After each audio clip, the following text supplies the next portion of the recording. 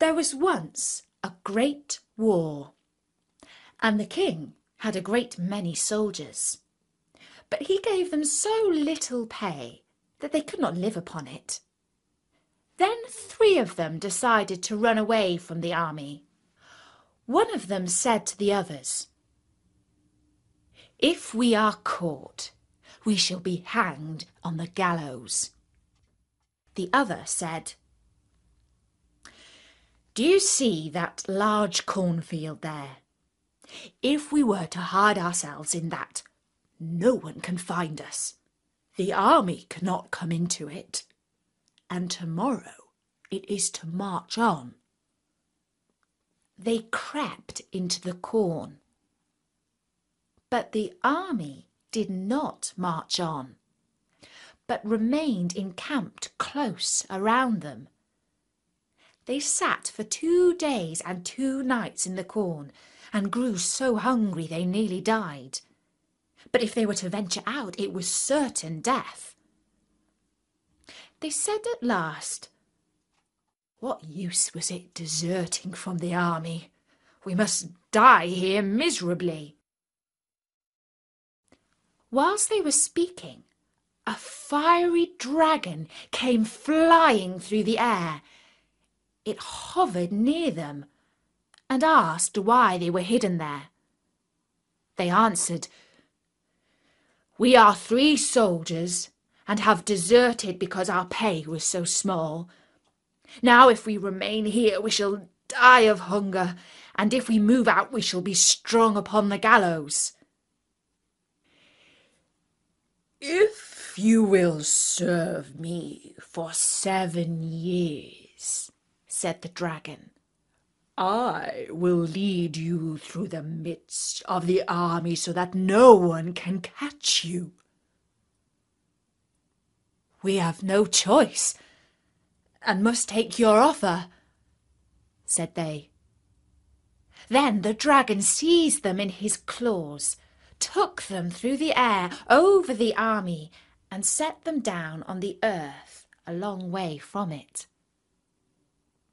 He gave them a little whip, saying, "Whip and slash with this, and as much money as you want will jump up before you.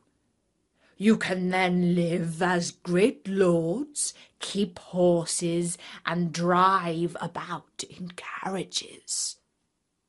But after 7 years, you are mine."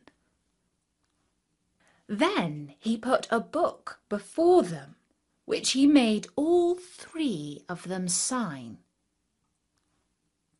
"I will then give you 3 riddles," he said. "If you guess them, you shall be free and out of my power." The dragon then flew away, and they journeyed on with their little whip. They had as much money as they wanted, wore grand clothes, and made their way in the world. Wherever they went, they lived in merrymaking and splendour, drove about with horses and carriages, ate and drank, but did nothing wrong. The time passed quickly away, and when the 7 years were nearly ended, 2 of them grew terribly anxious and frightened. But the 3rd made light of it, saying, "Don't be afraid, brothers. I wasn't born yesterday. I will guess the riddles." They went into a field, sat down, and the 2 pulled long faces. An old woman passed by and asked them why they were so sad. "Alas, what have you to do with it? You cannot help us." "Who knows?" she answered. Then they told her that they had become the servants of the dragon for 7 long years, and how he had given them money as plentiful as blackberries, but as they had signed their names, they were his, unless when the 7 years had passed, they could guess a riddle. The old woman said, "If you would help yourselves, one of you must go into the wood, and there he will come upon a tumble-down building of rocks, which looks like a little house. He must go in, and there he will find help." The 2 melancholy ones thought, "That won't save us," and they remained where they were. But the 3rd and merry one jumped up and went into the wood until he found the rock hut. In the hut sat a very old woman, who was the dragon's grandmother. She asked him how he came, and what was his business there. He told her all that had happened, and because she was pleased with him, she took compassion on him and said that she would help him. She lifted up a large stone which lay over the cellar, saying, "Hide yourself in there. You can hear all that is spoken in the room. Only sit still and don't stir. When the dragon comes in, I will ask what the riddle is, for he tells me everything. Then listen carefully for what he answers." At midnight the dragon flew in and asked for his supper. His grandmother laid the table and brought out food and drink till he was satisfied, and they ate and drank together. Then in the course of the conversation she asked him what he had done in the day and how many souls he had conquered. "I haven't had much luck today," he said, "but I have a tight hold on 3 soldiers." "Indeed, 3 soldiers," said she, "who cannot escape you." "They are mine," answered the dragon scornfully, "for I shall only give them 3 riddles which they will never be able to guess." "What sort of riddles are they?" she asked. "The first is like this," said the dragon. "What goes on 4 legs in the morning, on 2 legs at noon, and on 3 legs in the evening?" The old lady looked quite baffled and said, "Tell me, my fiery grandchild, what does go on 4 legs in the morning, on 2 legs at noon, and on 3 legs in the evening?" "Why, laughed the dragon, "a person does. He crawls on all 4 as a baby, walks on 2 legs as an adult, and walks with 2 legs and a stick in old age." And the old lady exclaimed, "No one else has riddles as cunning as yours. They are unlikely to guess the answer to that one for sure." "But if they do, what is your 2nd riddle?"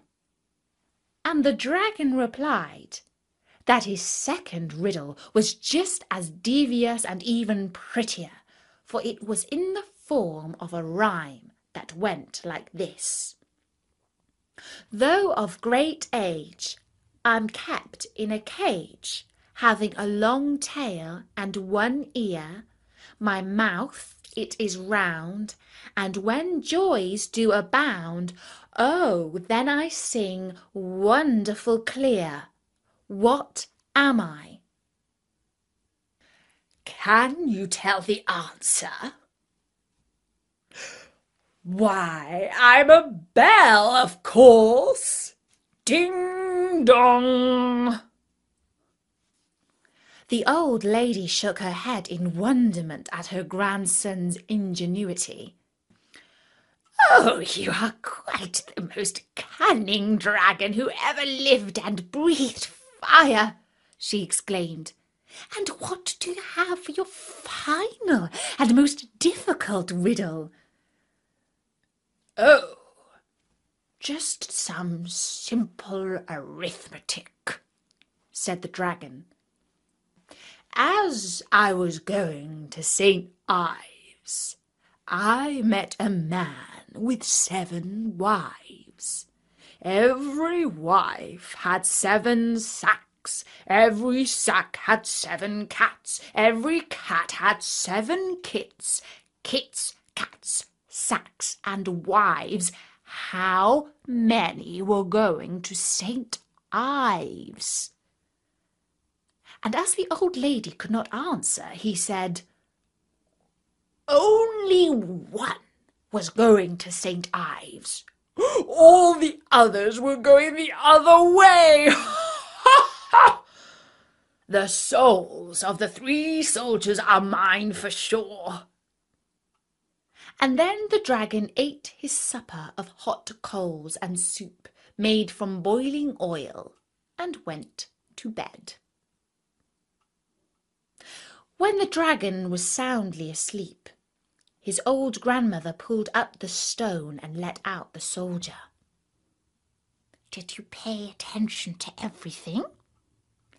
Yes, he replied. I know enough and can help myself splendidly. Then he went by another way through the window secretly, and in all haste back to his comrades.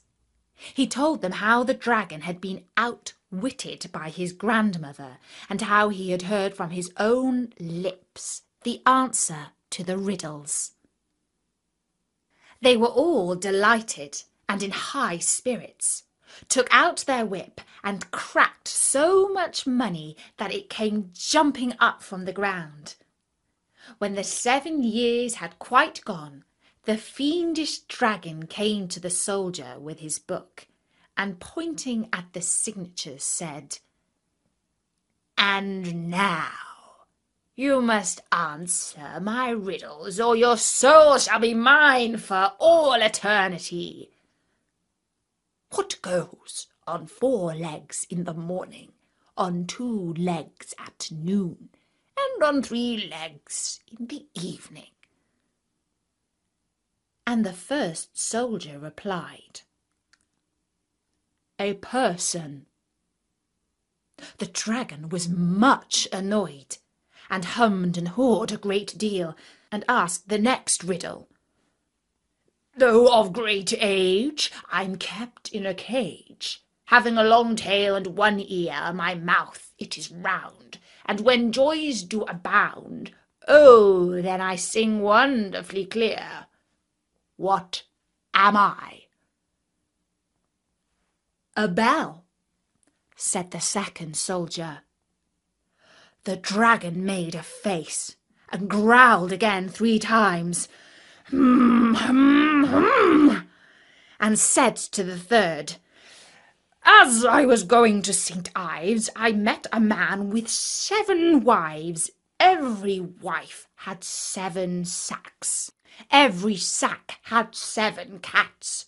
Every cat had 7 kits. Kits, cats, sacks, and wives. How many were going to St. Ives? Only 1, replied the third soldier. And the dragon flew away with a loud shriek, and had no more power over them.